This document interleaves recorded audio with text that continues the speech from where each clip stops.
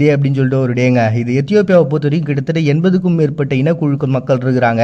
அதில் நிறைய குழுக்களில் பார்த்தீங்கன்னா வெறும் 10,000க்கும் கம்மியான மக்கள் தான் இருப்பாங்க. இதில் மேஜராக சொல்லணும் அப்படின்னா ஓரோமாஸு, அம்ஹாராஸ், சோமாலிஸு, தீக்ரேயன்ஸ் அப்படின்ற மெயினான ஒரு 4 இனக்குழு மக்கள் இருக்கிறாங்க. இதை சார்ந்து மற்ற எல்லா இனக்குழு மக்கள் இருக்காங்க. இப்படி எல்லா இனக்குழு மக்களையும் ஒன்றா சேர்த்து தான் அவங்க ஆட்சி அமைச்சாங்க. 1994 ஒரு இடைக்கால அரசியலமைப்பு சட்டத்தையும் உருவாக்கி அதன் மூலமாக ஆட்சி அமைச்சாங்க. இனம் மொழி ரீதியாக அவங்கள பிரித்து ஒரு மாநிலங்களாகவும் உருவாகுனாங்க. அப்படி இருந்தும் அவங்களுக்குள்ளே இருக்கக்கூடிய பிரச்சனைன்றது தீராமல் தான் இருந்தது. இப்போ வரைக்குமே பார்த்தீங்கன்னா அந்த இனக்குழுக்கள் மத்தியில் அந்த பிரச்சனைகள்ன்றது போயிட்டு தான் இருக்குது. இந்த நாடை பொறுத்த வரைக்கும் எத்தியோப்பியான்றது நிலத்தால் சூழப்பட்ட ஒரு நாடு தான். ஸோ ஆனாலுமே ஒரு 81% விவசாயத்தை தான் அவங்க மெயினாகவும் கையில் எடுத்துருக்கிறாங்க.